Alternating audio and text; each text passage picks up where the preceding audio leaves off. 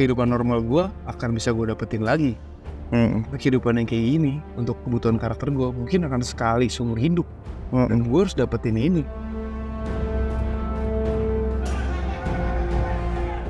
Sementara aku pribadi nggak pernah melalui pelatihan semacam ini. Dan ini tuh nggak bisa dibayangin aja emang. Nggak bisa dibayangin aja, nggak bisa diomongin. Teorinya kan tahu, kita kan tahu. Cuman nggak tahu rasanya di badan kita tuh gimana gitu.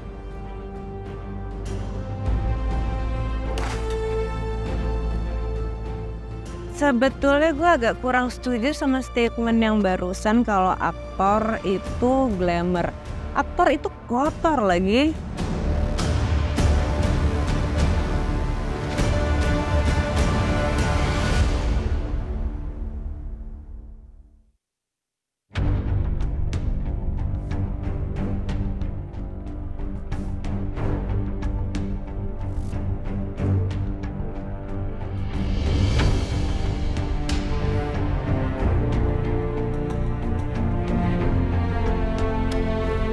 Nama saya Benny.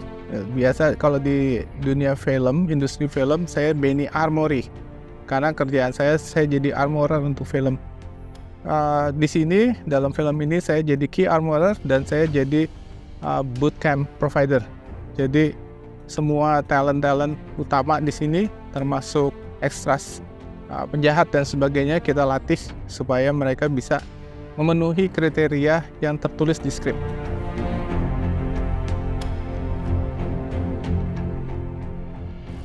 Mereka itu dilatih supaya bisa menjalani sikap seperti seorang prajurit atau misalkan sebagai seorang agen rahasia, tim taktikal, dan juga untuk para penjahatnya juga. Itu kita latih di sini.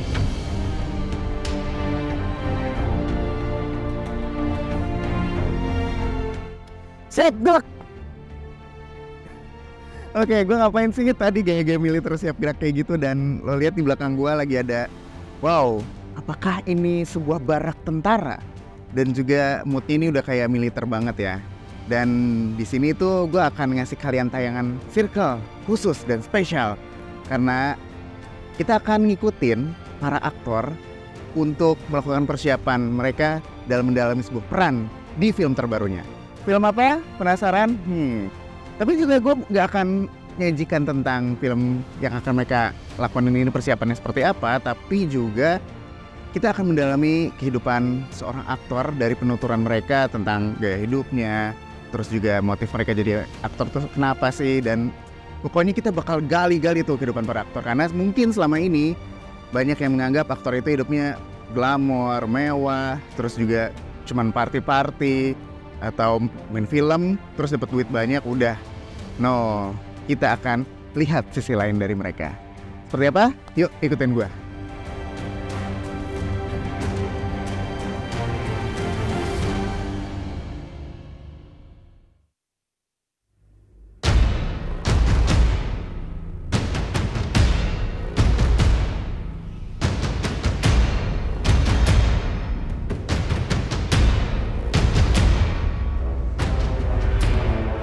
Kaput. Wow. Yang biasanya aku lihat Kaput tuh terlihat anggun, ayo sekarang so strong. Kebakar gitu. Sebenarnya ngapain sih hari ini bisa begini tampilannya, Kak? Hari ini belajar latihan, kita latihan pengenalan sama senjata, latihan PBB. Dan ini baru satu yang kita pegang, SS2 V2. Sementara nanti saya ada pegang Glock. Nah, ini akan dipisahkan nih, yang pegang pistol dan yang pegang senapan. Tim sebenarnya ramai banget tadi, ini ada ber-19. Tapi untuk yang dengan laras panjang di tempat yang lain, di lapangan tembak ya. Sementara pistol kita keluarkannya bisa di sini.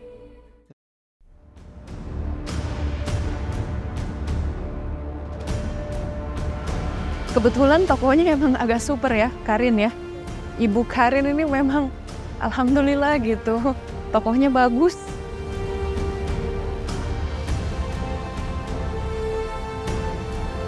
Buatku Karin adalah perwakilan perempuan dalam kesatuan, perwakilan perempuan yang punya guts dan grit gitu untuk mencapai apa yang dia mau gitu, punya determination yang sekaligus menjaga segala hal yang dia cintai gitu, mulai hal yang kecil sampai hal yang besar.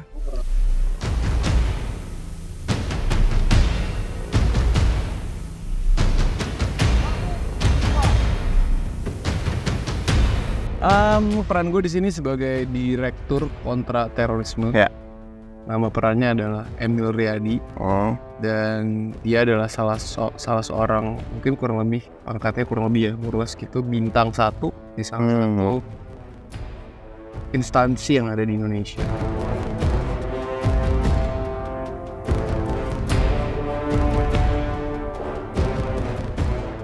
Ada rasa, bukan deg-degan, ada rasa tegang yang baik ya. Project segede gini udah bikin reading terakhir, tapi kok masih belum dapet rasanya. Karena rasanya itu baru di-create di kepala, belum dirasain. Once gue taruh di sini, day one, denger suara ledakan lah, tembakan lah, terus intimidasinya seagresif apa, kedekatan dengan para anggota kan seperti apa, gimana mereka solid ngadepin masalah, gimana buat mereka cepat ngambil keputusan ketika ada masalah, solusi gitu kan isinya. Isi kepala kan solutif banget gitu. Nah itu yang ngebuat gue, oh ini karakternya kali ya.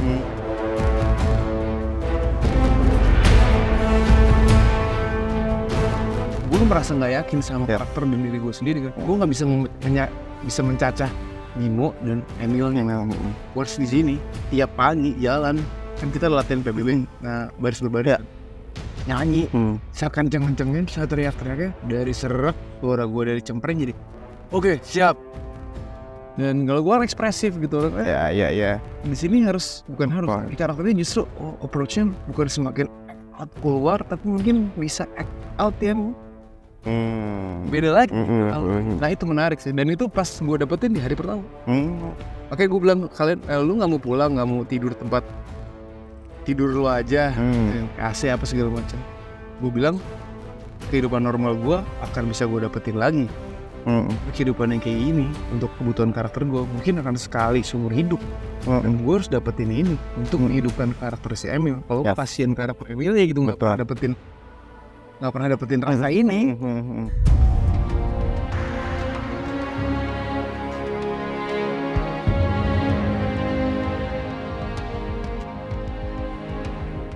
Menurutku ini persoalan butuh atau enggak gitu. Satu ya butuh atau enggaknya, karena memang Karen ada adegan menembak. Terus bebannya lagi kemudian karena dia intel gitu, dia juga pernah melalui pelatihan semacam ini. Sementara aku pribadi nggak pernah melalui pelatihan semacam ini. Dan ini tuh nggak bisa dibayangin aja emang. Nggak bisa dibayangin aja, nggak bisa diomongin. Teorinya kan tahu, kita nonton tahu, cuman nggak tahu rasanya di badan kita tuh gimana gitu. Sama kayak selain latihan ini, kita ada latihan driving. Nah, latihan driving tuh kita jadi tahu sama seperti ini kelihatannya nanti ya. Yang lecet apa aja, yang melepuh di mana gitu. Efeknya ke tubuh secara fisik tuh apa, ke mental tuh efeknya apa gitu. Nah ini sesuatu yang menurutku nggak bisa dibicarakan saja sih, harus dirasakan gitu.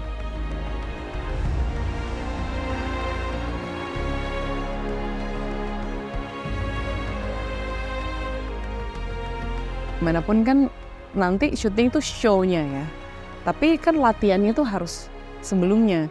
Dan banyak pakai peralatan berat, jadi sebaiknya memang banyak latihannya supaya bisa ngatur safety-nya. Dari sisi informasinya kita harus tahu gitu, apa aja yang perlu kita jagain, apa yang perlu kita waspadai gitu. Tapi selain itu juga kefasihannya gitu, karena level karakternya tuh fasih ya.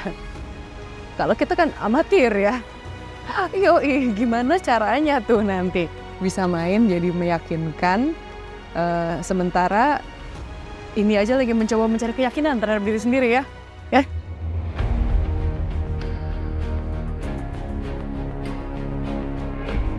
Untuk proyek kali ini tuh it's like sailing. It's not about the destination, but the journey.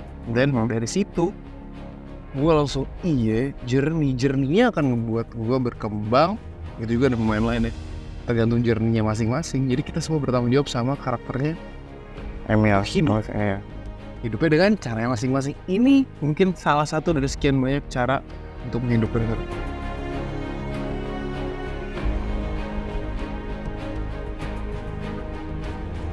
yang paling proper menurutku. Karena kalau if you say extreme tuh bisa banyak ya konotasinya gitu. Ada juga yang ekstrim tuh dengan kita langsung nyebur langsung gitu aja. Misalnya nggak pakai tahapan-tahapan yang teratur dan tahapan pemberian pengetahuan dulu, terus langsung nyebur aja nyobain tuh ada. Menurut aku tuh ekstrim. Bahwa kita kayak nggak terlalu memperhatikan safety-nya gitu. Nah kalau ini menurutku ekstrim proper. Ekstrim proper dan juga memang mungkin bahasanya kita ganti jadi beresiko tinggi ya. Nah ini persiapan adegan-adegan yang beresiko tinggi dengan cara yang proper. Menurutku sih itu ya.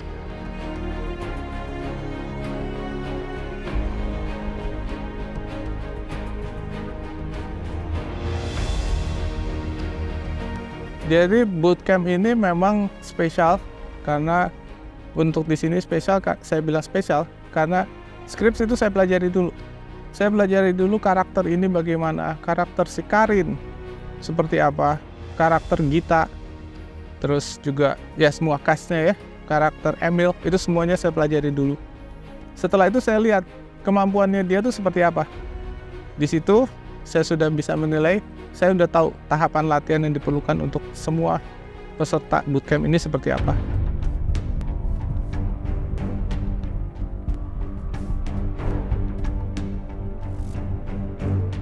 Aku merasa bahwa aku orang yang butuh latihan.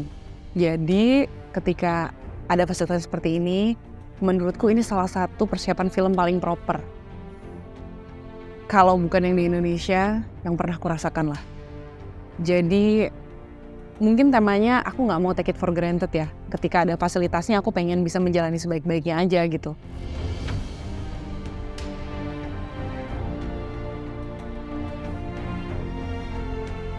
Gue mau experiencing why. Karena nggak semua orang bisa dapetin kesempatan kayak gini. Benar. Nggak semua orang bisa dapetin hidupnya bisa dalam 2 bulan 3 bulan berubah. Benar. Jadi meaningful juga kan hidup lo. Benar-benar. Mau karakternya ceritanya jadi orang jahat atau jadi film horror, film drama, film action. Ya. Tapi kan ada kebaikan sih, ada proses yang membuat lu menjadi lebih baik kan. The journey tadi masalahnya. Betul. Jadi percaya buat sama.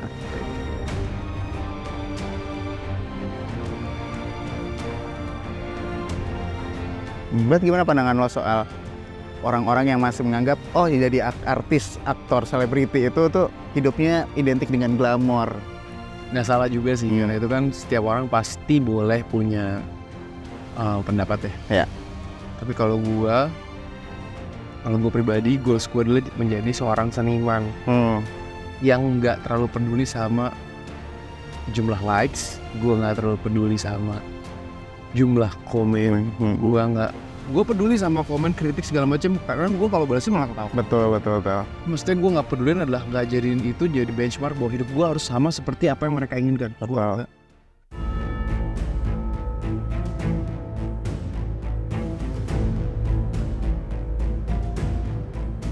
Sebetulnya gue agak kurang setuju sama statement yang barusan kalau aktor itu glamour. Aktor itu kotor lagi.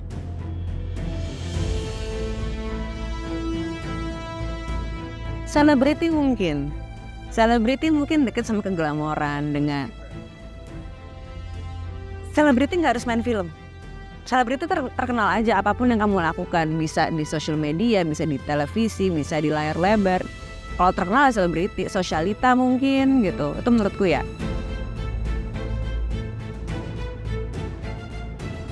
Tapi kalau aktor, ya dia pemain watak. Dia bisa, medianya bisa apapun, tapi dia pemain watak. Dan sebetulnya untuk menjadi pemain watak yang baik menurutku nggak bisa bersih, harus kotor.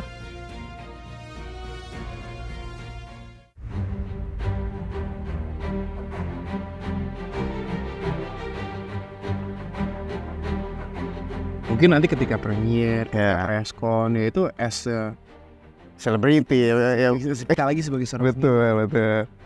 Tapi kalau sekarang lagi berusaha untuk menjadi karakternya, ya mungkin karakternya merasakan ini kepanasan. Benar. Pangkat aja bintang 1. Berarti problem yang udah pernah dilalui dalam hidupnya Lebih pelik. Iya. bukan cuma sekedar angkat senjata, mungkin udah ada bekas luka tembak, Betul. pernah kena granat, ngeliat orang di diambil nyawanya Betul, gitu betul. di depan mata dia. Dia punya trauma dan juga ketakutan masa lalu dia gitu. Dan masa iya gue nggak mau surrender sama karakternya.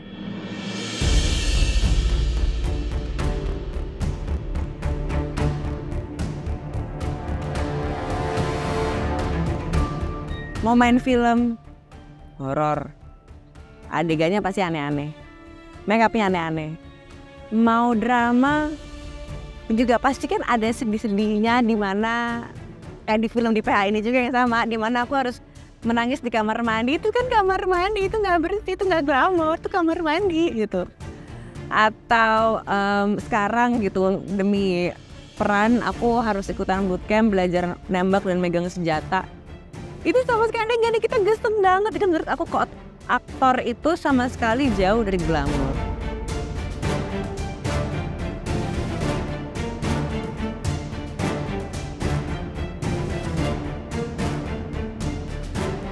Dan harapannya adalah mereka bisa memenuhi untuk tuntutan yang ada di naskah. Karena ini adalah film action, yang diharapin filmnya ini adegannya tuh semuanya mendekati realnya, kenyataan.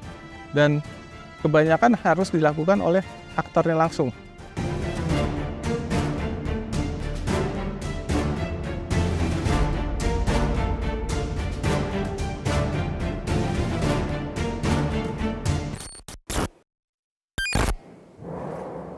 Operasi akan terus berlanjut. Masih tersisa 12 paket yang tersebar.